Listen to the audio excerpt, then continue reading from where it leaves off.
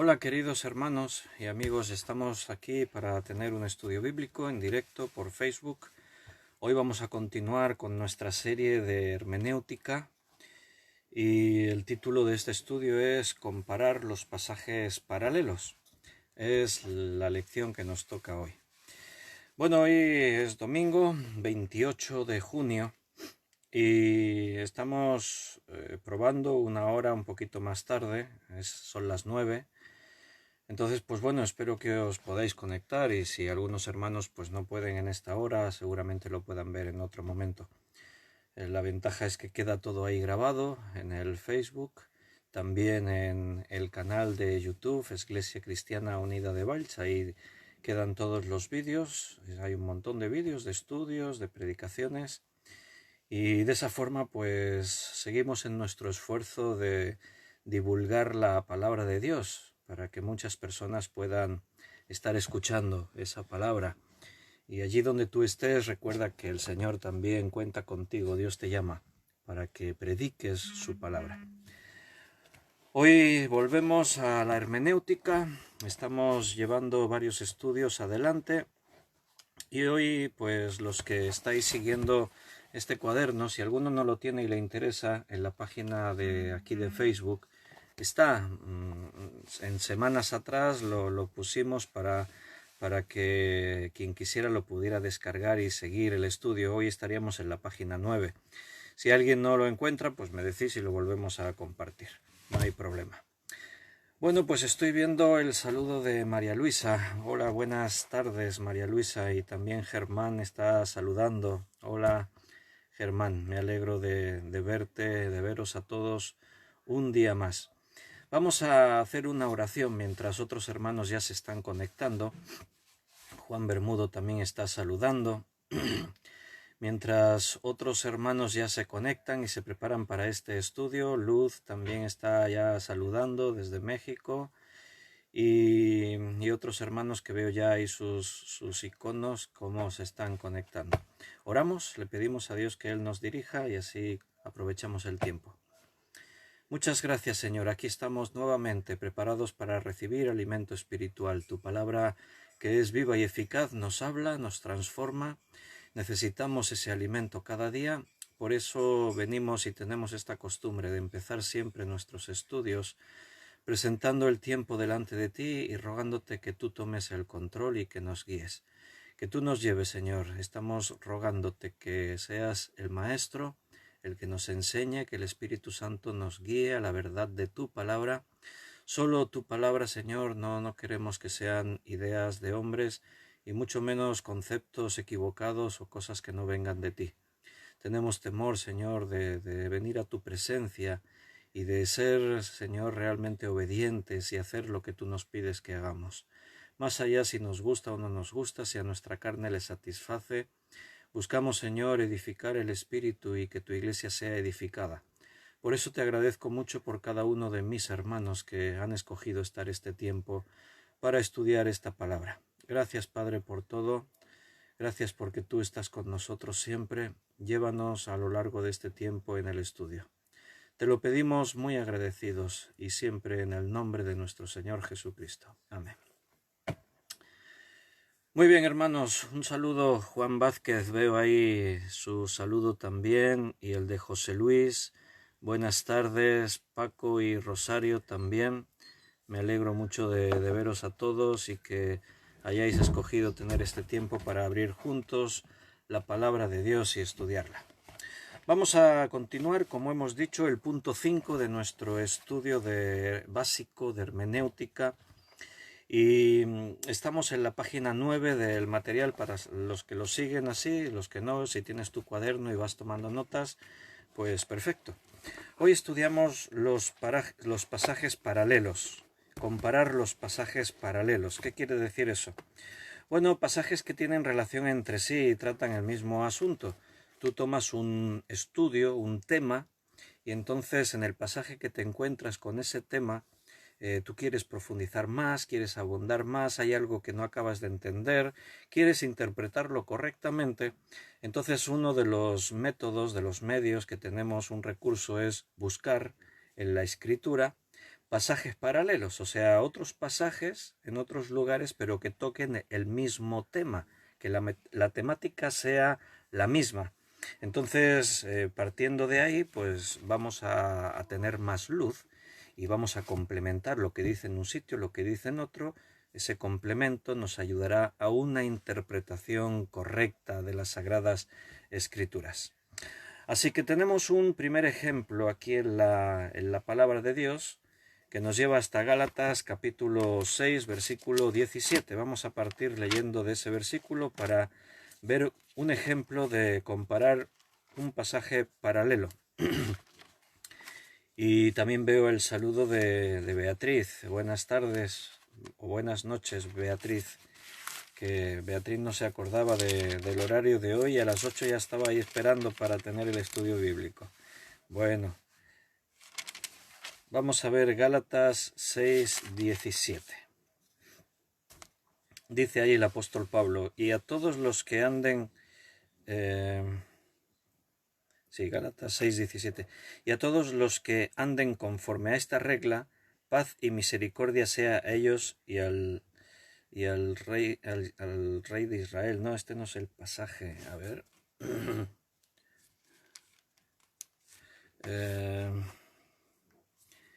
Está equivocado ahí en el material. 6. Ah, sí. Perdón, que he leído el 16. Es el 17. Sí, está bien en el material. Fallo mío. Gálatas 6:17. De aquí en adelante nadie me cause molestias, porque yo traigo en mi cuerpo las marcas del Señor Jesús. Ese es el versículo del que queremos partir para interpretarlo correctamente. ¿Qué quiere decir el texto? Pablo está hablando, dice que de aquí en adelante nadie me cause molestias, porque yo traigo en mi cuerpo las marcas del Señor Jesús. ¿Se entiende lo que es un estigma? Los estigmas. Estigmas dentro del mundo religioso. Hay personas que se denominan estigmatizadas porque de pronto desarrollan un fenómeno así paranormal, metafísico, y es que de pronto en su cuerpo aparecen esos estigmas, o sea, marcas de lo que fue el sacrificio de Cristo, como por ejemplo en la crucifixión, los clavos que atravesaron sus manos. Es muy posible que el clavo atravesase por aquí, por esta parte de la muñeca, dicen los expertos, porque si fuese aquí no hay hueso, aquí es todo tejido. Entonces, si se clava aquí, el peso del cuerpo hubiera desgajado la carne por medio de las falanges y no sería práctico crucificar. Entonces, es muy posible aquí. Pero algunas personas de pronto aquí en las palmas de las manos les aparecen como llagas. Dice, son las heridas que han aparecido representando las heridas de Jesucristo. En los pies también les aparecen llagas. Aquí por la frente les pueden aparecer como una especie de heridas, de llagas, porque Jesús llevó la corona de espinas, o incluso en el costado. Y a eso se denomina estigmas. Los estigmatizados es esto. La palabra griega que se traduce ahí de estigma, bueno, no se traduce, es la misma palabra. Estigma es la palabra griega que utilizamos en castellano, no ha habido una palabra, y esa palabra significa marca o señal. Entonces estas marcas aparecen en el cuerpo de algunas personas, no se sabe por qué. Por lo general son personas muy devotas, muy místicas, que viven la religión, la fe, así como muy a un nivel muy elevado. Y entonces pues aparecen ellos, según ellos, o algún sector de la iglesia dice que esos son milagros.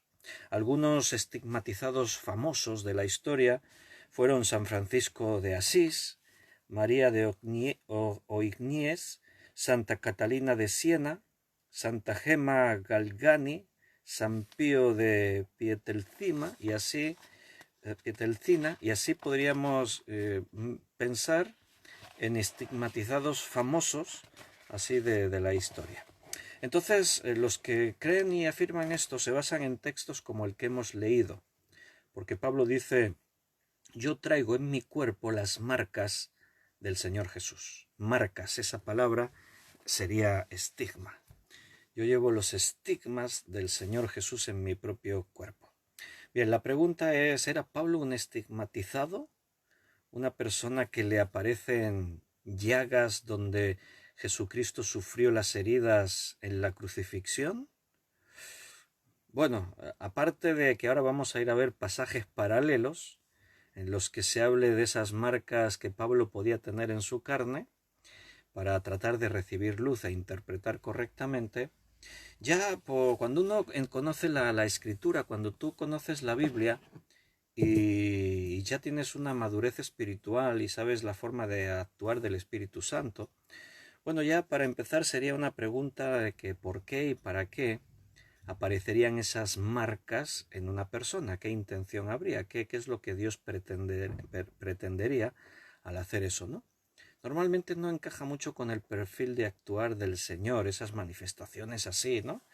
Pero bueno, vamos a ir a la Biblia, más allá de nuestra opinión, precisamente lo que queremos ver es eso, buscar, ya que este pasaje no nos aclararía mucho qué significa que Pablo lleve las marcas de Jesús en su carne, en su cuerpo, pues vamos a ver qué dice otro texto por allá. Segunda de Corintios, capítulo 4.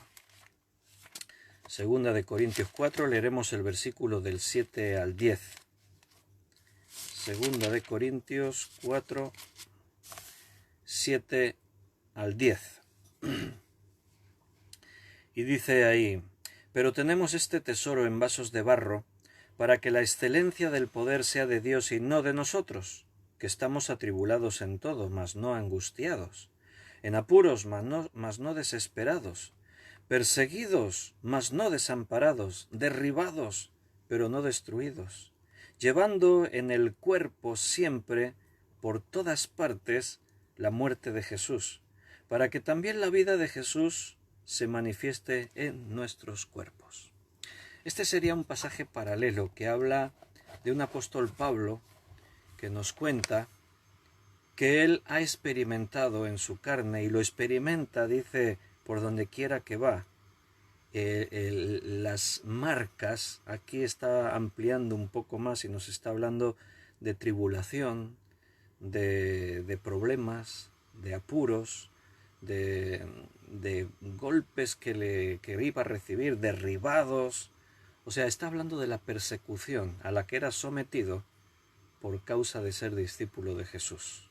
Por eso habla de las marcas de Cristo, porque él compara y dice, bueno, Cristo sufrió por nosotros, él fue perseguido, él fue azotado, él fue golpeado, él fue crucificado, torturado por causa de nosotros. Pablo decía, para mí es una honra poder también sufrir por Cristo. Porque tenemos otro pasaje paralelo, un poquito aquí más adelante, en segunda carta a los Corintios también, pero vámonos al capítulo 11, y en el versículo 23 al 27, dice, ¿son ministros de Cristo?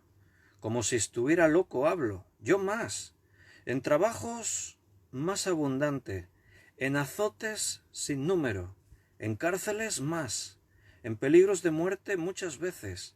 De los judíos 5 veces he recibido 40 azotes menos uno. 3 veces he sido azotado con varas, una vez apedreado, 3 veces he padecido naufragio. Una noche y un día he estado como náufrago en alta mar. En caminos muchas veces, en peligros de ríos, peligros de ladrones, peligros de los de mi nación, peligros de los gentiles, peligros en la ciudad, peligros en el desierto, peligros en el mar, peligros entre falsos hermanos. Dice, en trabajo y fatiga, en muchos desvelos, en hambre y sed, en muchos ayunos, en frío y en desnudez. Y además en otras cosas lo que sobre mí se agolpa cada día, la preocupación por todas las iglesias, y continúa el apóstol Pablo explicando. Esas eran las marcas a las que Pablo se refería, que llevaba en su carne, las marcas de Jesús. Él sufría por Cristo. Y fíjate, la lista tremenda, azotado varias veces, con látigos, con varas, en cárceles, naufragios, apedreado. Bueno, tremendo, hermano. Había sufrido de todo y todo era por Cristo. Por eso Pablo lo decía con orgullo, con honra. Llevo en mi cuerpo las marcas de Cristo.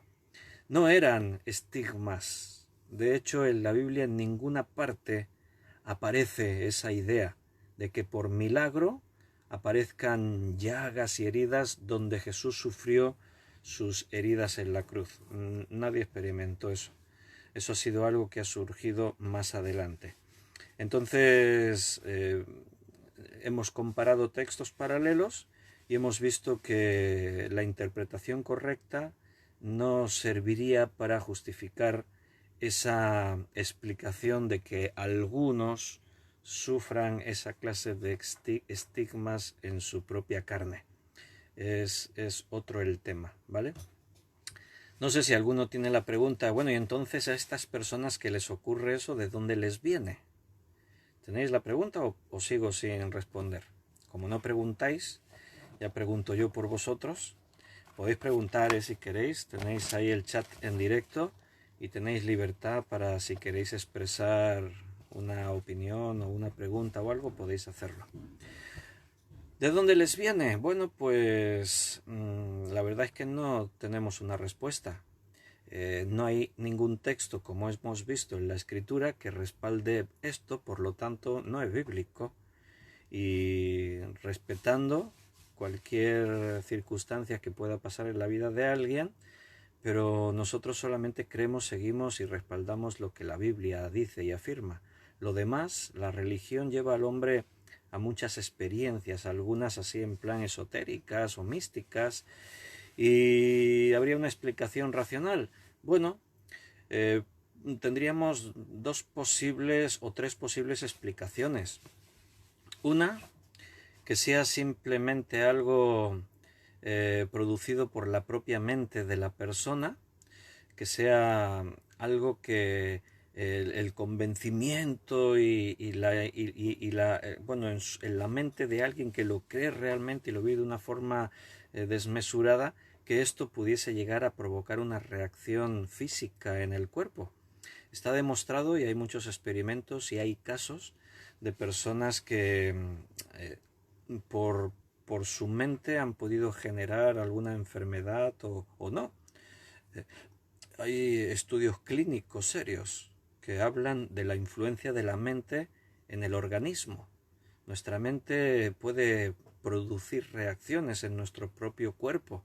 Una persona con un fanatismo muy excesivo podría estar provocando una reacción química en su propio cuerpo que desencadenase algún tipo de manifestación así. Eso podría ser una respuesta. También podríamos estar hablando de algo falso. Algún caso por ahí se descubrió que la propia persona se autoproducía las lesiones en un estado así como en trance y tal, se autolesionaba y imitaba esas lesiones de las que Jesús tuvo las marcas en la cruz. Y otra posible explicación, pues que también haya alguna influencia demoníaca en casos de posesión. La persona puede perder el control sobre sí misma y o bien autolesionarse, pero ya por obra del diablo, y podría ocurrir algo extraño también en esta situación, que Satanás pudiese estar actuando. Pero bíblico no es, entonces no podemos respaldar tipos de prácticas que no estén en la Biblia, en la palabra de Dios. Vamos a ver otro ejemplo de textos paralelos y ahora nos vamos a Mateo capítulo 16, versículo 18. Que este texto ya lo hemos estudiado en otra lección, pero buscando otra aplicación, otra enseñanza. Ahora lo que vamos a hacer es utilizar este versículo para partir de una idea que ya habíamos estudiado, que era acerca de si Jesús nombró a Pedro la roca sobre la que iba a edificar su iglesia o a qué se refería. El mismo texto se explica a sí mismo, pero ante la duda buscaremos textos paralelos. Hoy vamos a hacer eso, buscar textos paralelos. Primero vamos a leer Mateo 16, 18. Y lo recordamos. Y yo también te digo que tú eres Pedro, y sobre esta roca edificaré mi iglesia, y las puertas del Hades no prevalecerán contra ella. Bien, dijimos que el mismo versículo se explica, porque las palabras que se utilizan son distintas. Pedro y roca son dos palabras diferentes, entonces no se puede estar refiriendo a la misma persona, ya que está utilizando dos palabras distintas. El significado es diferente. Entonces, una palabra es Petros, que es cuando Jesús le dice tú eres Petros. Esto significa del griego Petros una piedra, una pequeña piedra. Y cuando dice roca, la palabra es Petra, y está hablando de una piedra grande, una roca, una peña. Entonces lo que Jesús está diciendo es que tú eres Petros, y sobre esta roca, que soy yo, edificaré mi iglesia. Seguramente si alguien quisiese recibir luz solo en este texto, la recibiría simplemente yendo a leer a los originales, buscar las palabras griegas o comparar con otras versiones el mismo versículo y ver cómo lo dice en otra versión distinta. Entonces no necesitaría más. Pero claro, aquel que se empeña en querer decir lo que aquí no dice, y aquel que dice, no, pero aquí Jesús le dijo a Pedro que él era la roca sobre la que iba a edificar su iglesia, bueno, pues ante la duda vamos a buscar los textos paralelos. Y el mismo Pedro, en su primera carta, él escribió acerca de la roca que es Cristo y las piedras. Entonces vamos a ver un texto paralelo que escribió el mismo Pedro en su primera carta, capítulo 2, versículo del 4 al 8. Y eso también es muy importante porque es el mismo Pedro. Así esto nos va a dar doblemente enseñanza. Por un lado, que es un texto paralelo, y por otro lado, que Pedro, qué es lo que él entendió cuando Jesús le dijo, tú eres Pedro, y sobre esta roca edificaré mi iglesia. ¿Qué entendió Pedro? Vamos a verlo en este pasaje paralelo. Primera de Pedro 2, vamos a leer el versículo 4 al 8. Acercándonos a él, piedra viva, desechada ciertamente por los hombres, mas para Dios escogida y preciosa. Vosotros también, como piedras vivas, sed edificados como casa espiritual y sacerdocio santo, para ofrecer sacrificios espirituales aceptables a Dios por medio de Jesucristo. Por lo cual también contiene la Escritura, he aquí pongo en Sión la principal piedra del ángulo, escogida, preciosa, y el que creyere en él no será avergonzado. Para vosotros, pues, los que creéis, él es precioso, pero para los que no creen, la piedra que los edificadores desecharon ha venido a ser la cabeza del ángulo, y piedra de tropiezo, y roca que hace caer. Y ahí la palabra roca es Petra. Entonces aquí Pedro nos está explicando quién es la roca principal sobre la que la iglesia se va a edificar, y dice que es Cristo. E incluso cita dos pasajes de la Escritura, uno en Isaías 28 y el otro en Salmos 118, que hablan de la roca que es Cristo. Entonces Pedro entendió perfectamente lo que Jesús le quiso decir. Si alguien tenía duda en Mateo 16, 18, basta con buscar textos paralelos que hablan de la roca y las otras piedras que somos nosotros y cómo se edifica la iglesia, y entonces recibirá luz, y el texto que podría estar un poco dudoso se aclara perfectamente y tenemos la interpretación correcta. La principal piedra del ángulo sobre la que todo el edificio va a ser edificado es Cristo. Y nosotros, como dice en el versículo 5, como piedras vivas, sed edificados como casa espiritual y sacerdocio santo. Fíjate que si allí Jesús le hubiese dicho, tú eres la piedra sobre la que voy a edificar mi iglesia, esta enseñanza entonces no sería así. Pedro diría, y Cristo me nombró Papa, dijo que yo era la principal piedra y sobre mí iba a ser edificada la iglesia. Pero no dijo eso. Él dijo, Cristo es la piedra principal. Nosotros, piedras vivas, vamos a ser edificados sobre la piedra principal que es Cristo. Y entonces el texto queda muy claro. Pero aún podemos buscar, porque este es un tema amplio. Y aquí tenemos muchos textos paralelos. Nos podemos ir a Mateo capítulo 21 y seguimos leyendo textos sobre el mismo tema. nos enriquecemos con todos los textos que hablan de esta temática, de cómo se edifica la iglesia, de sobre quién se edifica la iglesia. Y aquí en Mateo 21, 42 al 44, dice: Jesús les dijo: ¿nunca leísteis en las Escrituras: la piedra que desecharon los edificadores ha venido a ser cabeza del ángulo? El Señor ha hecho esto y es cosa maravillosa a nuestros ojos. Jesús cita el mismo Salmo, el 118, que había citado Pedro, versículo 22 y 23. Por tanto os digo que el reino de Dios será quitado de vosotros, será dado a la gente que produzca los frutos de él, y el que creyere sobre esta piedra será quebrantado, y sobre quien ella cayere la desmenuzará.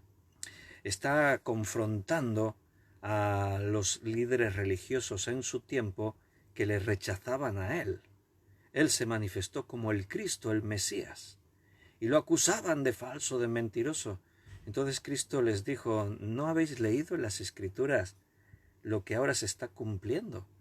Que los edificadores, se supone los expertos, aquellos que como religiosos tenían que estar ahí atentos y cuando Cristo viniere le tenían que reconocer y estar contentos y agradecidos a Dios y comunicando ese mensaje al pueblo, pero precisamente resulta que los expertos, los edificadores, la piedra principal la desechan.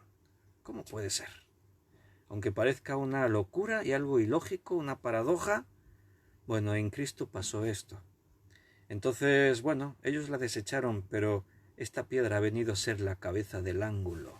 ¿Por qué? Porque el Señor ha hecho esto y es cosa maravillosa a nuestros ojos, dijo Jesús. Efesios 2:20, más textos paralelos, pasajes paralelos sobre la enseñanza de edificar la iglesia. Vamos a Efesios capítulo 2, versículo 20, a ver qué dice ahí. Efesios 2:20. Lo leo. Edificado sobre el fundamento de los apóstoles y profetas. Fíjate, siendo la principal piedra del ángulo Jesucristo mismo. Ahí los profetas, los apóstoles estaban echando ese fundamento. Pero la principal piedra sobre la que se construye todo es Jesucristo. O sea, ya a estas alturas aún vamos a leer 3 pasajes más. Pero a estas alturas ya queda claro que si hay una piedra sobre la que se edifica la iglesia, no es un hombre, no es Pedro. Pedro es una piedra, Petros. Como vosotros, decía Pedro, piedras vivas. Cada uno de nosotros somos una piedra, pero viva, no piedras pedruscos muertos. Es otra forma metafórica de ilustrar lo que es la iglesia. Un cuerpo, una familia, un edificio que formado por diferentes piedras va construyéndose. La esposa de Cristo o la novia de Cristo. Hay diferentes metáforas para explicarnos en la Escritura lo que es la iglesia. Y qué interesante, porque esa forma de enseñarnos nos ayuda a tener referencias visuales y a comprender mejor lo que la Escritura nos dice. Es la riqueza de la palabra del Señor, que se toma el tiempo para ilustrarnos, darnos ejemplos, utilizar recursos para que podamos comprender las grandes verdades de la palabra de Dios. Vamos a leer primera carta a los Corintios 3. Primera carta a los Corintios. Leeremos el capítulo 3, versículo 10 al 13. Primera de Corintios 3, 10 al 13. Conforme a la gracia de Dios que me ha sido dada, yo como perito arquitecto puse el fundamento y otro edifica encima, pero cada uno mire cómo sobreedifica. Nadie puede poner otro fundamento que el que ya está puesto, el cual es Jesucristo. Y si sobre este fundamento alguno edificare oro, plata, piedras preciosas, madera, heno, hojarasca, la obra de cada uno se hará manifiesta, porque el día la declarará, pues por el fuego será revelada. Y la obra de cada uno, cual sea, el fuego la probará. Bueno, nuevamente aquí el apóstol Pablo enseña y nos deja claro de que cada uno está sobreedificando en la iglesia. Ahora estamos sobreedificando en la iglesia. La iglesia no para de construirse. La iglesia sigue creciendo, se va desarrollando. En este instante, cuando estudiamos la Biblia, estamos poniendo piedras en esa edificación. Cuando tú compartes tu testimonio con alguien y predicas el Evangelio, cuando estás orando en secreto a Dios, todo lo que hacemos busca la edificación de la iglesia. Ahí nos lleva el Espíritu Santo. Ahí Cristo está orando para que su iglesia sea edificada. Pero fíjate que aquí se deja bien claro un principio. Solo hay un fundamento y no se puede edificar sobre otro fundamento. Todos nosotros sobreedificamos lo que ya fue puesto y este fundamento es Jesucristo. Hemos leído ahí. No hay otra forma. Dice, conforme la gracia de Dios me ha sido dada, yo como perito arquitecto, tú también eres un arquitecto, hermano, puse el fundamento, dice, y otro viene y edifica encima. Y cada uno está edificando, pero cada uno mire cómo sobreedifica. O sea, fíjate, a ver dónde estás edificando, porque nadie puede poner otro fundamento que el que ya está puesto, el cual es Jesucristo.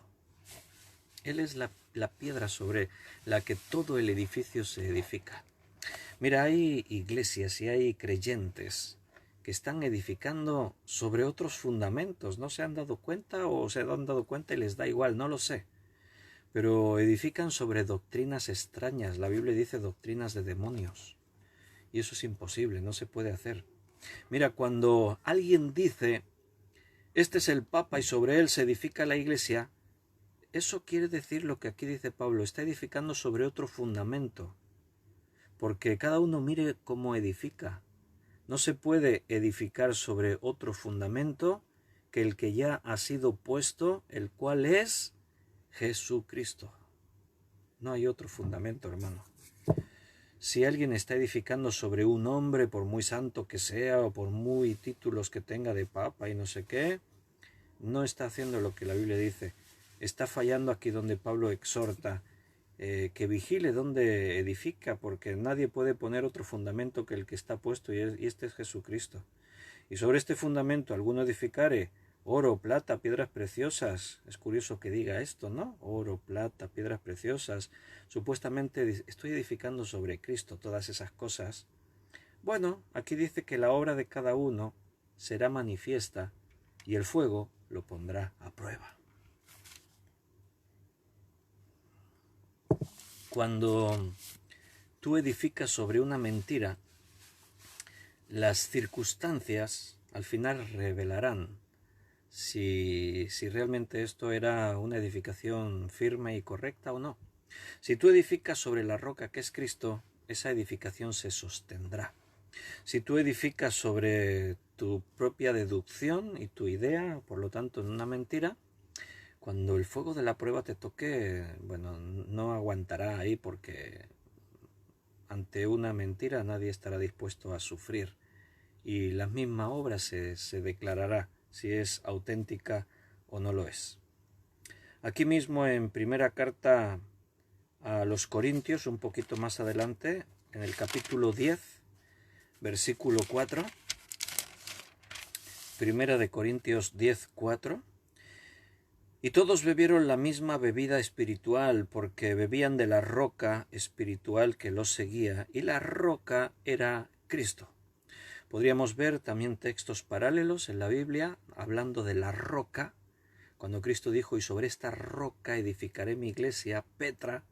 Si mirásemos todos esos textos paralelos, veríamos que la Biblia habla de una roca, solo una, Jesucristo. Este es uno de los pasajes. Tú puedes ir a Éxodo 17, a Números 20, y ver sobre la roca que le seguía. Tú puedes leer el canto que Moisés hizo, en el cual menciona la roca y habla de la roca como el Señor, como Jehová mismo. Entonces es muy claro que la Escritura nos declara que Cristo es la roca. Entonces ya pues no solo nos queda responder a la pregunta. Entonces, Pedro, Si no era la roca sobre la que la iglesia se estaba edificando, ¿qué era Pedro en la iglesia? Bueno, antes ya lo hemos dicho, era una piedra, como tú y como yo, somos piedras vivas. Pero también la Biblia dice en Gálatas 2:9, y reconociendo la gracia que me ha sido dada, Jacobo, Cefas y Juan, Cefas es Pedro, solo que ese es su nombre, no el nombre griego que Jesús le menciona, sino en arameo, Jacobo, Cefas y Juan, que eran considerados como, ¿qué dice? Columnas. Nos dieron a mí y a Bernabé la diestra en señal de compañerismo. O sea, todos los creyentes somos piedras vivas. Ahora, hablando de algunos creyentes que por el servicio y cómo Dios los utiliza, se podría hablar de su importancia y se les podría decir es que son columnas en la iglesia. O sea, una columna es importante en la iglesia, pero no es el fundamento, no es la base. La columna se tiene que sostener sobre algo y ese fundamento siempre es Cristo. Él es sobre el que la iglesia se edifica. Todo lo demás que se salga de esa enseñanza es un error. Bien, te vas dando cuenta lo que significa considerar un texto a la luz de los textos paralelos. No sé si tienes una pregunta, ¿cómo encuentro los textos paralelos? Porque yo conozco poco de la Biblia, o sé este versículo, este texto que habla de esto, pero ¿cómo voy a buscar en los textos paralelos? Bueno, tienes algunas herramientas. Una herramienta muy útil es la concordancia. Si no tienes una en papel, no es difícil conseguir una concordancia en papel. Muchas Biblias al final llevan una concordancia breve, pero es una herramienta indispensable para el estudiante cristiano. Tener una concordancia es una muy buena herramienta, casi necesaria. ¿Por qué? ¿Cómo funciona una herramienta? Tú buscas como un diccionario y la concordancia, tú buscas la palabra, en este caso, yo quiero buscar textos paralelos al de Mateo 16:18, y sobre esta roca edificaré mi iglesia. Entonces voy a buscar las palabras clave, como roca, piedra, edificar, esas son palabras clave. Entonces yo busco la concordancia, edificar, y entonces ahí está. Y entonces lo que pone en la concordancia es la referencia de todos los textos en la Biblia en los que aparece la palabra edificar. Entonces tú buscas ahí. Existe otra herramienta que se llama concordancia temática. La concordancia temática, yo por aquí tengo una, ahora mismo no sé dónde está, pero era para mostrártela, pero bueno, es un libro así normal, sencillito. Una concordancia temática, como la palabra indica, va por temas. Si tú buscas iglesia, ese es el tema de la iglesia, ¿no? Pues tú buscas en la concordancia temática iglesia. Y ahí te aparecerán todos los textos en los que se habla de la iglesia. Son dos herramientas muy buenas, la concordancia normal o la concordancia temática. Aunque algunas Biblias llevan concordancia, suelen ser, como te he dicho, concordancias resumidas. Si te entra en la posibilidad de tener una concordancia completa, es un volumen así de grueso, es un libro grande, porque claro, contiene todas las palabras que aparecen en la Biblia y todas las citas donde aparece esa palabra, entonces es un volumen considerable. Pero hoy en día, a través de Internet, también es relativamente muy fácil encontrar concordancias así digitales, que tú la puedes instalar en un dispositivo, gratuitas, y ahí tienes tu concordancia. De hecho, los que tenéis la Biblia en el móvil o en la tablet, casi todas las versiones que descargas de la Biblia tienen esa función. Y tú en la aplicación de la Biblia tienes en el buscador. En el buscador escribes la palabra, le das a buscar y te aparecen los versículos donde aparece esa palabra. Entonces eso es una concordancia. Y no tienes que invertir comprando un libro en papel si es que no tienes recursos. ¿Vale? ¿De acuerdo? ¿Cómo estáis? ¿Bien? ¿Estáis cenando ya algunos? Algunos están ya en la mesa y pusieron el estudio en la televisión y mientras yo doy el estudio ellos cenan. Bueno, no me deis detalles para no darme envidia que yo todavía no cené. Pero sí, me podéis contar, no hay problema. Vemos otro ejemplo de lo que es estudiar un texto a través de los textos paralelos. Pues tenemos ahí otro ejemplo que se encuentra en Primera Carta a Timoteo, capítulo 4, versículo 10. Primera de Timoteo 4:10. Bueno, pregunto que si estáis ya cenando, estáis ahí tranquilos, porque igual me lo parece a mí que estáis más callados hoy. Digo, estos que están cenando, están ya comiendo. Bueno, Juan cenó antes del estudio, es madrugador Juan. Entonces está en la parte esa después de haber cenado, no hay tranquilo, relajadito. Muy bien, buena idea Juan. Primera de Timoteo 4:10. Que por esto mismo trabajamos y sufrimos oprobios, porque esperamos en el Dios viviente, que es el Salvador de todos los hombres, mayormente de los que creen. Bueno, ¿qué quiere decir ese versículo? Cristo es el Salvador de todos los hombres. Quiere decir que todos los hombres serán salvos, no solamente algunos, los que creen. Dice mayormente los que creen. ¿Verdad que es un poco confuso el versículo? Para eso tenemos textos paralelos. Por eso estamos viendo esta regla de interpretación bíblica, regla de hermenéutica, que es estudiar el texto que no te acaba de quedar claro, estudiarlo a la luz de textos paralelos, otros textos que hablen de la misma temática. En este caso la temática pues es fácil, es la salvación. ¿Quién será salvo? ¿Quién no se salvará? Entonces necesitaríamos leer en otros pasajes que hablen de la salvación para aclararnos esto. El problema de interpretar mal la escritura no es tanto el que sea tan difícil el texto de interpretar que sin querer uno lo interprete mal. Normalmente el problema es que la persona quiere interpretar mal. O sea, tiene su propio concepto, su propia idea de cómo tienen que ser las cosas, y entonces encuentra un versículo, una frase, un pasaje en el que parece que ahí me puedo apoyar para defender mi postura. Y tomamos ese versículo y ya no queremos mirar nada más. Aquí dice que todos los hombres serán salvos. Bueno, aquí dice que Jesucristo es el Salvador de todos los hombres, mayormente de los que creen. Bueno, posiblemente, como hablábamos antes en Mateo 16:18, el mismo versículo se explicaría a sí mismo si tú aquí profundizaras un poquito más. Fueses a buscar las palabras griegas que se tradujeron ahí para que aparezca el versículo tal como lo lees. Si vas a otras versiones y la lees, esas otras versiones seguramente te aclararían más a qué se está refiriendo. Pero como estamos viendo el tema textos paralelos, vamos a ver textos paralelos donde se hable de la salvación, quiénes son salvos y quiénes no. Vamos a ir a Juan capítulo 1. Mira, hay algunos que dicen que al final todos los hombres, todas las personas se salvarán. Algunos cristianos evangélicos dicen eso también.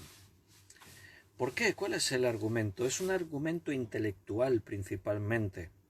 Algunos dicen, mira, yo no creo que un Dios de amor como nuestro Dios permita que alguien se pueda condenar para toda la eternidad.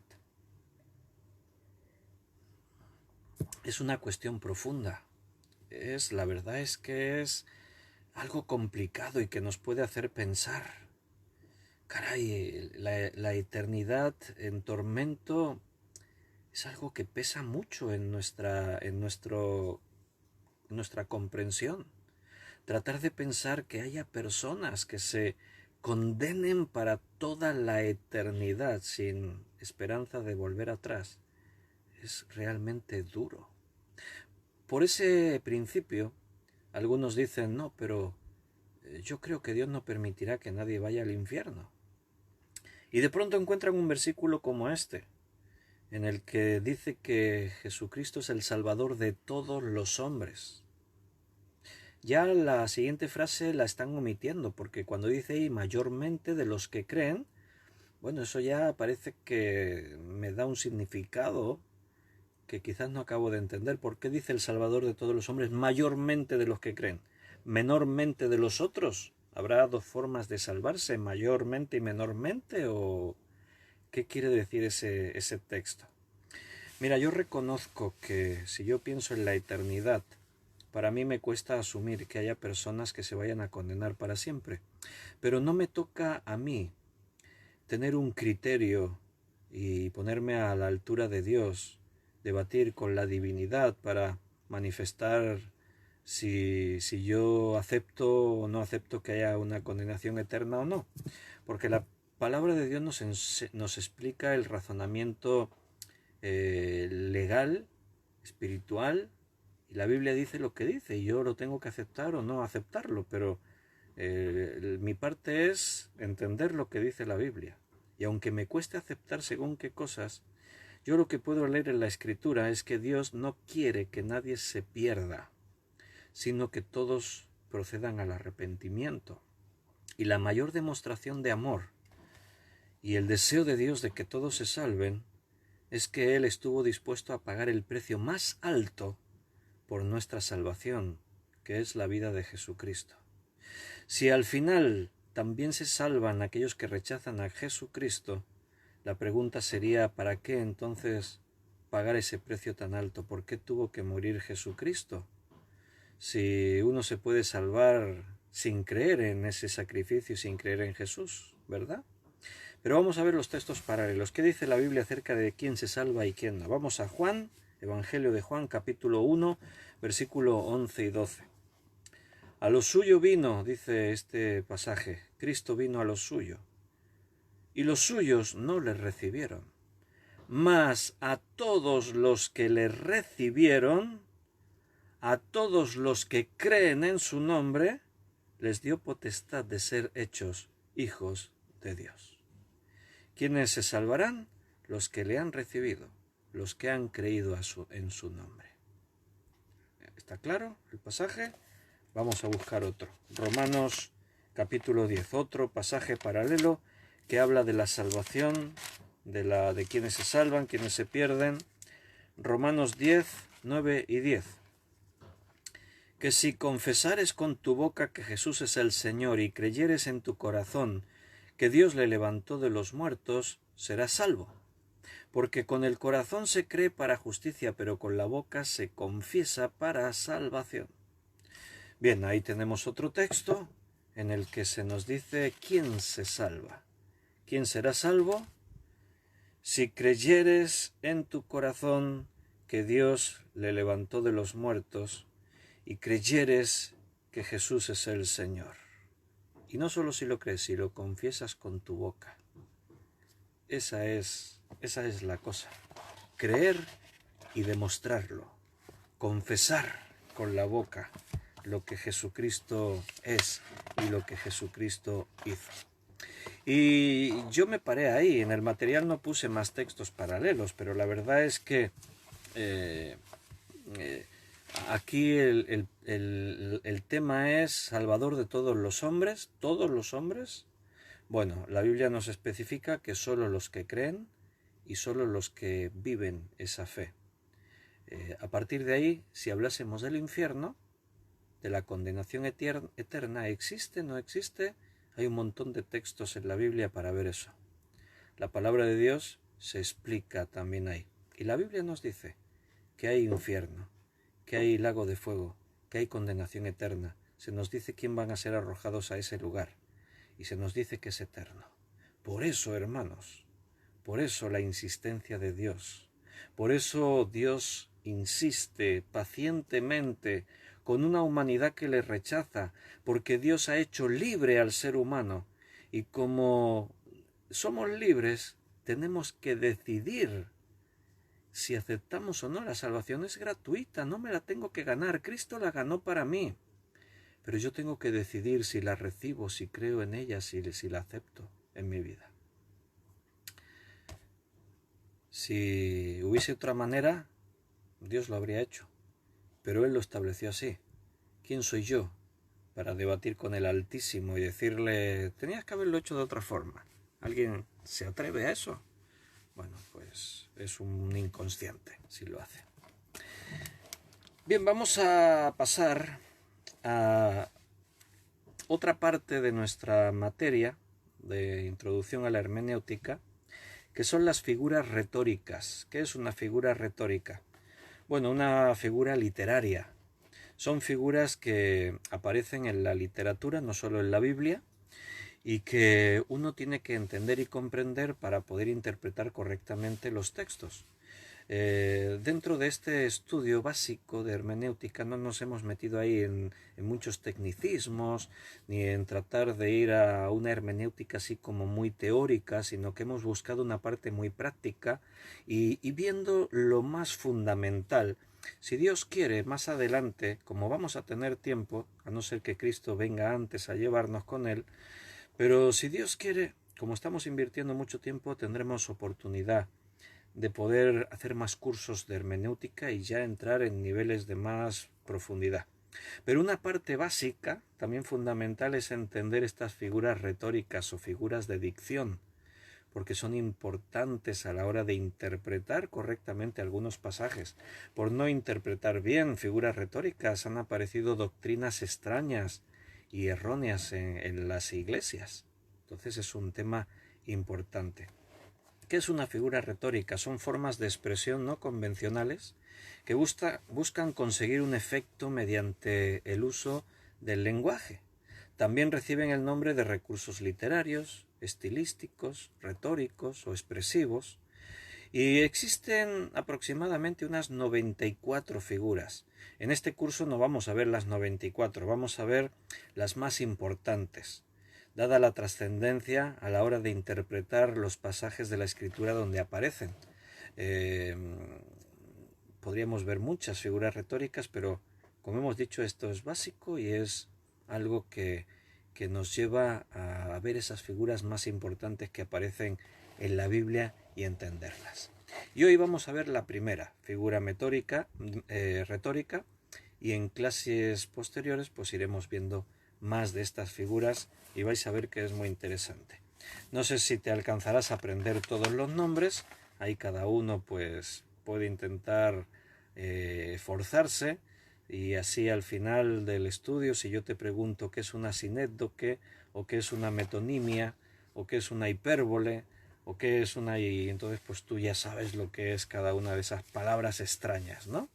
Pero lo importante es que entendamos el funcionamiento. Lo importante es que comprendamos cómo funcionan las cosas. ¿Amén? Bueno, ahí Sandra está haciendo una pregunta. ¿Es bíblico hablar en lenguas? Bueno, no voy a responder a eso y te remito a que mires el estudio de hace 2 o 3 días, porque ahí lo explicamos. Nos tomemos el tiempo para explicarlo ampliamente. Y fue en el estudio, a ver si alguien se acuerda, estábamos estudiando allí en Primera de Corintios 14, creo que era el tema de la iglesia. Uno de los temas de la iglesia de hace pocos días, de esta misma semana pasada. Entonces después, si tú no lo sabes encontrar, yo lo reviso y lo escribo ahí que estudiáis. Y así miras este estudio y tienes ampliamente la respuesta. Y así hoy pues no vuelvo a responder para los que ya la escucharon el otro día y ya está ahí. ¿De acuerdo, Sandra? Muy bien. Metáfora. Esa sería nuestra primera figura retórica. Una metáfora. ¿Qué es una metáfora? Bien, una metáfora, la explicación así técnica sería decir algo así como consiste en utilizar una palabra determinada cuyo significado es otro. Guarda cierta relación con la semejanza o el símil, que es otra figura retórica que estudiaremos más adelante. Pero no es exactamente lo mismo, como vamos a ver al estudiar esta palabra, metáfora. ¿Qué es una metáfora? Yo a veces escucho incluso predicadores o maestros y de pronto están leyendo una metáfora, una metonimia, un símil, están leyendo ahí algo y sin mala intención, no creo que tengan mala intención, yo me puedo equivocar también a veces en esto, es posible. De pronto uno lee, a lo mejor está leyendo un símil y dice, porque en esta metáfora, y se está equivocando, no es una metáfora, es un símil. Lo que pasa es que puede ser muy parecido y a veces nos puede llevar a la confusión si no tienes de una forma muy clara esto. Hace pocos días, al empezar a estudiar hermenéutica, yo te estaba diciendo que un buen intérprete de la escritura tiene que tener un fundamento mínimo de conocimiento de gramática. Tiene que tener pues unos conocimientos básicos. De ahí que es bueno que como cristianos tengamos el hábito de leer mucho. Estudiamos la Biblia. La Biblia es lo más especial para nosotros, es lo número uno, es la excepción en todo lo que podamos leer. La Biblia siempre marca la diferencia, pero tienes que buscar tiempo para conseguir acostumbrarte a tener un buen hábito de lectura, leer libros. Porque hoy en el mundo en el que nos encontramos, estamos ahí en un tiempo en el que nos lo ponen todo demasiado fácil. Los dispositivos, las pantallas, todo el cine, las series, los documentales, la televisión, todo nos lo brindan en bandeja para que recibamos la información de esta forma visual y no tengamos que ponernos a leer.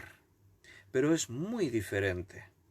Se han hecho, bueno, es muy conocido, no hay que ser demasiado experto, los estudios están ahí, de que nuestro cerebro funciona de una manera muy distinta cuando estamos viendo que cuando estamos leyendo. Cuando estamos viendo algo, no se activan ciertas áreas de nuestro cerebro. Nos ponemos en un modo pasivo. Cuando tú estás viendo una película, estás en modo pasivo. No, tu mente no, las áreas por ejemplo, de la imaginación no se activan, están desactivadas. ¿Por qué? Porque lo estás recibiendo todo hecho. Si el protagonista aparece, tú ya ves cómo es. Ves que es de piel blanca, que es rubio, moreno, que tiene la cicatriz aquí en este lado de la cara, que no sé qué. Entonces tu imaginación está desactivada. En cambio, cuando tú lees un libro, nuestra mente funciona por imágenes. Cuando tú ves algo, ya las imágenes las recibes. Cuando tú lees un libro, tienes que imaginar lo que lees. El escritor te va a llevar a una descripción detallada del lugar, del personaje, de las circunstancias, pero tú eres el que está imaginando la escena, porque no recibes la imagen. Si te describe que el personaje era de rudo aspecto y tenía una cicatriz en su mejilla y tenía... De pronto tu mente se está activando en diferentes partes y estás imaginando. Se están produciendo imágenes, pero las creas tú. El paisaje estás decidiendo tú cómo es, aparte de la descripción que te están dando.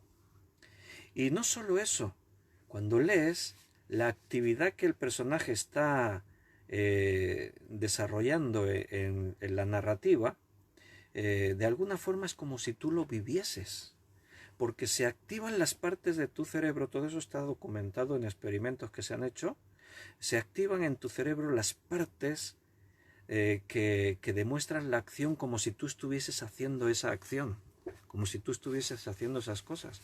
Entonces es muy distinto leer que ver pantalla, y leer es muy bueno, a la vez pues que uno está adquiriendo más cultura y gramática y otras cosas. Amén.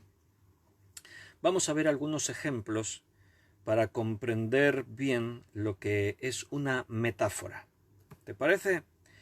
Primera de Corintios, capítulo 11. Primera de Corintios 11. Y he buscado textos que nos van a ilustrar lo que es una metáfora. Pero el mismo texto, otro día lo vamos a usar para ver lo que es un símbolo. Y así tú vas a saber diferenciar metáfora y símbolo. Por eso te llevo ahora mismo a Primera de Corintios capítulo 11. Primera de Corintios 11, 23 al 26. Seguro que es un texto que casi te sabes de memoria porque si en tu iglesia se suele practicar la Santa Cena, tomar del pan y de la copa, normalmente siempre se lee este pasaje. Es el más significativo en el Nuevo Testamento. Dice el apóstol Pablo, porque yo recibí del Señor lo que también os he enseñado, que la noche que el Señor Jesús fue entregado, tomó pan, y habiendo dado gracias, lo partió, y dijo: tomad, comed, esto es mi cuerpo, que por vosotros es partido. Haced esto en memoria de mí. Asimismo tomó también la copa, después de haber cenado, diciendo: esta copa es el nuevo pacto en mi sangre. Haced esto todas las veces que la bebierais en memoria de mí. Así pues, todas las veces que comiereis este pan y bebiereis esta copa, la muerte del Señor anunciáis hasta que Él venga. Bien, ¿dónde está aquí la metáfora? ¿Dónde tenemos aquí la metáfora?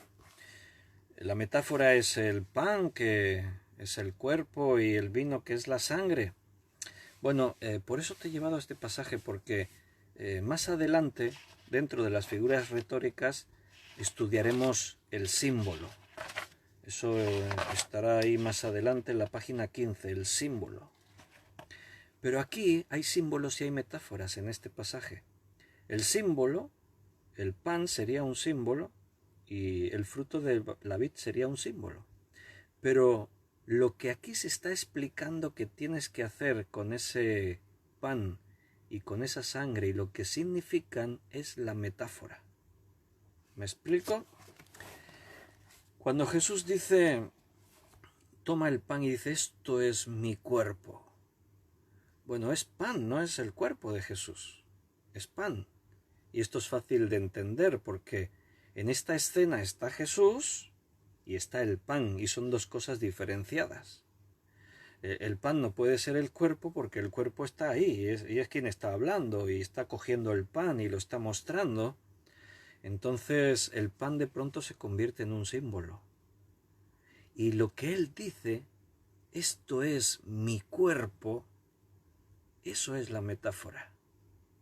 Que el pan sea el cuerpo de Cristo no puede ser literal, porque si se hace un análisis de laboratorio, el pan sigue siendo pan y no se ha convertido en cuerpo, en carne.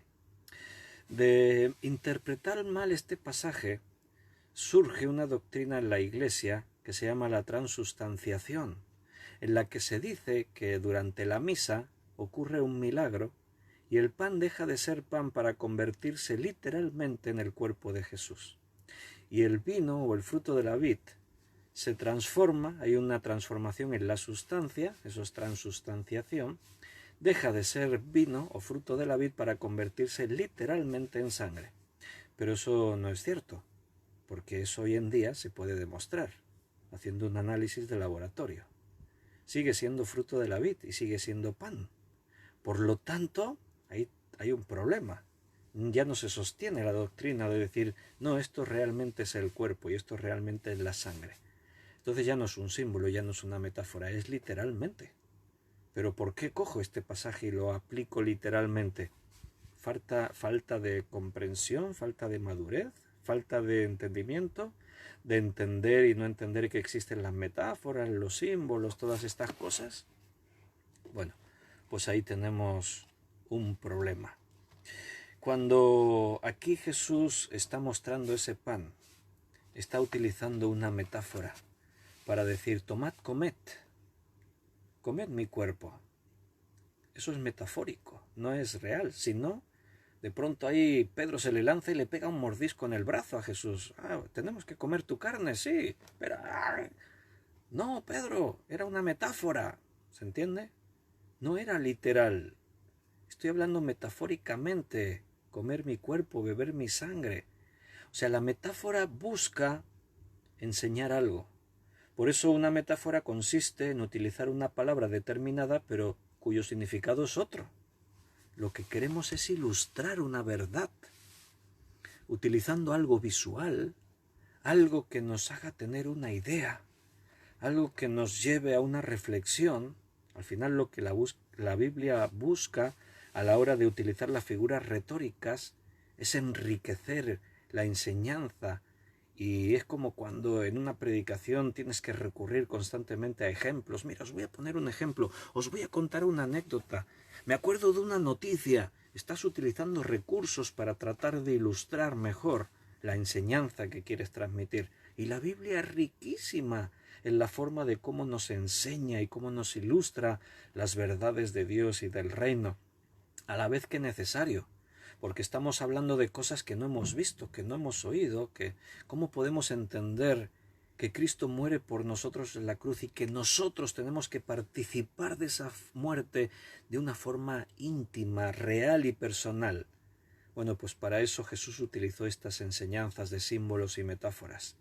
Este es mi cuerpo, que se parte por vosotros. Y mientras Jesús iba partiendo el pan, ahí tú estabas mirando y estabas pensando, su cuerpo va a ser partido, molido así de esta forma, hecho trozos.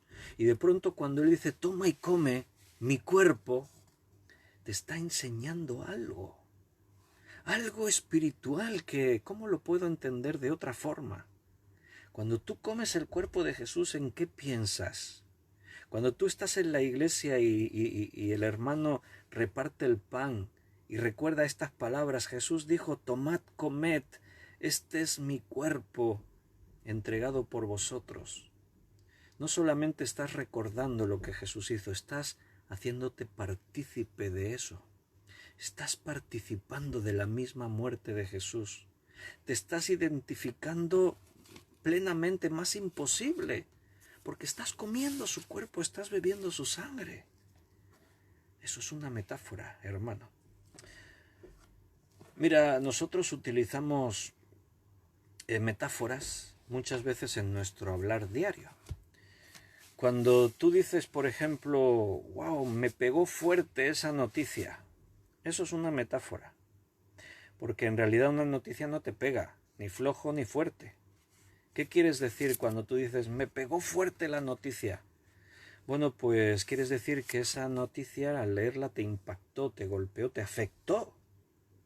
Fue una noticia que te dejó pensando, que fíjate la riqueza de utilizar una metáfora. No tienes que explicar todo exactamente lo que la noticia te produjo. Solo con decir una frase, me pegó fuerte la noticia, estás explicando muchísimo. Por eso las figuras retóricas también en la Biblia, porque nos ilustran mucho. Otra metáfora que podemos utilizar es cuando tú dices, por ejemplo, refiriéndote a alguien, a este lo tienen bajo lupa. ¿Qué quiere decir que lo tienen bajo lupa? Eso es una metáfora. Bueno, pues quiere decir que lo tienen muy vigilado, que lo observan de cerca, no se fían de él, están dudando de su buen hacer, de su integridad. ¿Te das cuenta? Solo utilizar una frase, lo tienen bajo lupa. Has dicho un montón de información. Esa es la riqueza del vocabulario, ¿sí? Bueno, pues eso es lo que significa una metáfora. Estás utilizando una palabra determinada, pero buscando otro significado, que no es el suyo propio. No es que la noticia te golpea, es que al decir eso estás mostrando que causó un impacto en ti, ¿sí? Vamos a ver otro ejemplo. Juan 15, 5. Evangelio de Juan, capítulo 15, versículo 5. Ahí tenemos otra metáfora. Juan 15, 5 dice así. Yo soy la vid, vosotros los pámpanos. El que permanece en mí y yo en él, éste lleva mucho fruto, porque separados de mí nada podéis hacer. Aquí tienes otra metáfora, la vid y los pámpanos. Cristo no es una viña y nosotros no somos pámpanos. Entonces está utilizando una palabra determinada cuyo significado es uno para enseñar otra cosa. Y aquí hay una ilustración. ¿Qué es lo que nos quiere mostrar la metáfora? Bueno, pues de pronto tú imaginas una viña, ahí está el tronco que se está metido en el suelo y las raíces, y esa vid tiene esos troncos, se ramifica, y después de cada uno de esos troncos salen esas ramas de las que aparecen los pámpanos, y ahí es de donde sale el fruto. Entonces, cuando Jesús decía, yo soy la vid, vosotros los pámpanos, está tratando de ilustrar algo. Si permanecéis en mí, y yo permanezco en él, entonces llevas mucho fruto. Separado de mí, no puedes hacer nada. Claro, tú tienes la figura de la vid Y esas ramas, si tú cortas una rama y la separas de la vid, ¿qué ocurre? Se seca, no va a dar fruto, no puede hacer nada. Si tú no estás ligado a Cristo, si tú no estás dependiente de Cristo 100%, no puedes llevar fruto, te vas a secar, no vas a tener vida. ¿Se entiende la metáfora? Otra más, Juan 10:7. Juan capítulo 10, versículo 7. Volvió pues Jesús a decirles, de cierto os digo, yo soy la puerta de las ovejas. Bien, ahí tienes otra metáfora, Cristo como la puerta de las ovejas. Cristo no era una puerta, está utilizando una palabra con un significado para ilustrar otra cosa. Ha buscado una semejanza en cuanto a algo que él quiere enseñar. ¿Para qué usamos las puertas? Para entrar y salir por ellas. Una puerta nos da una idea. Cuando Cristo dice, yo soy la puerta de las ovejas, quiere decir que las ovejas entran por la puerta y la puerta es Cristo. Esa es la enseñanza. Cristo es la puerta y aquí hay otra metáfora, nosotros, las ovejas. Dos metáforas en el mismo versículo. ¿Somos ovejas nosotros? Sí.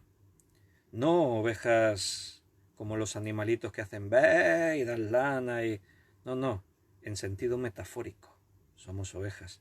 Cristo en sentido metafórico es la puerta. ¿Se entiende? Bien, vamos rápido que ya estamos en la recta final. Mateo 6:22 para ver otra metáfora más. Mateo 6:22. Vemos varios ejemplos de cada palabra para que nos quede bien el concepto, porque después con el tiempo es fácil olvidar y quedarnos ahí. ¿Qué era una metáfora? ¿Qué era un símil? ¿Qué era una sinécdoque? Ya no me acuerdo. En cambio, si tú recuerdas los textos, si tú te quedas ya con la idea de que cuando Jesús dijo yo soy la puerta y vosotros las ovejas, dices estos son metáforas, ahí ya recuerdas lo que es una metáfora. Amén. Mateo 6:22. Vamos a ver otra metáfora que Jesús dio en una enseñanza. Dice ahí Mateo 6:22. La lámpara del cuerpo es el ojo. Así que si tu ojo es bueno, todo tu cuerpo está lleno de luz. Bueno, eso es otra metáfora. La lámpara de tu cuerpo es el ojo. Nuestro ojo no es una lámpara, pero sí que como una lámpara ayuda a dar luz, a alumbrar, una lámpara produce un efecto, así nuestro ojo produce el efecto en nuestra vida. Tu ojo va a servir para que tú recibas la luz, para que tú puedas ver y entender. Por eso dice ahí que si tu ojo es bueno, todo tu cuerpo estará lleno de luz. Si tu ojo es una lámpara y está recibiendo la luz que viene de Cristo, tu cuerpo va a ser bendecido. El ojo como lámpara, otra metáfora más que la palabra de Dios utiliza. Y vamos a ver otra más, Juan 6:48. Juan 6:48 dice ahí, yo soy el pan de vida. Bueno, estaría ligado con lo que leímos en Primera de Corintios. Ahí el pan era la metáfora, el cuerpo de Jesús como pan o su sangre como el fruto de la vid. Y aquí Jesús volvió a decir, yo soy el pan de vida. Eso también es una metáfora. Por lo tanto, una metáfora no se puede tomar literalmente. Cuando el catolicismo utiliza la expresión de Jesús, yo soy el pan de vida, o cuando Jesús dijo, este pan es mi cuerpo, este fruto de la vid es mi sangre, y lo hacen literal y aplican esta doctrina de la transustanciación. Bueno, ¿por qué en este caso dijeron esto es literal? ¿Y por qué en el caso de otras metáforas no lo hicieron literal? ¿Por qué en las iglesias católicas cuando tú entras no tienen puertas y las adoran, diciendo esta puerta es Jesucristo? Porque Jesús también utilizó una metáfora para eso, yo soy la puerta. ¿O por qué no tienen una vid allí plantada en una maceta y se postran ante la vid y la adoran, diciendo esta vid es Jesucristo, Y así podríamos enumerar un montón de cosas que Jesús dijo. Una roca, antes estábamos estudiando la roca, y la roca era Cristo. Bueno, la principal piedra del ángulo. Vamos a buscar una piedra de estas que se usan para construir un edificio, la que se ponga primero y la ponemos ahí, la adoramos. No, porque son metáforas. Una metáfora no es literal. ¿Por qué entonces en este caso lo tomaron literal y en los otros no? No entendieron, no tuvieron luz para interpretar correctamente. Bueno, hermanos, pues lo vamos a dejar aquí por esta noche. El próximo día que volvamos a estudiar el curso de hermenéutica, estudiaremos más figuras retóricas. Veremos lo que es una sinécdoque y veremos también lo que es una metonimia. Y a ver qué aprendemos de todo eso. Amén. Es importante que seamos fieles a la hora de interpretar correctamente las Sagradas Escrituras, porque el mensaje que tienen es absoluto y es único. Solamente entendiéndolo bien, estaremos en la verdad.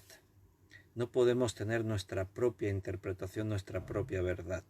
Tenemos que acudir a la verdad de Dios. Es absoluta. No está sujeta a interpretaciones privadas. Recuerda este principio. Hermanos, hemos llegado al fin del domingo, el fin de semana, otro fin de semana que se acaba y este era el último de junio. Estamos ya a 2 días para entrar a julio. Esto va volando, se nos va a pasar el verano que no nos vamos a enterar, como pasa siempre. En 4 días estamos en Navidad otra vez ya para entrar al 2021 y a mí esto siempre me dice que nos tenemos que poner las pilas, que tenemos que despertar porque el tiempo se nos va de las manos, hay mucho trabajo que hacer, Dios cuenta con nosotros y el Señor viene pronto.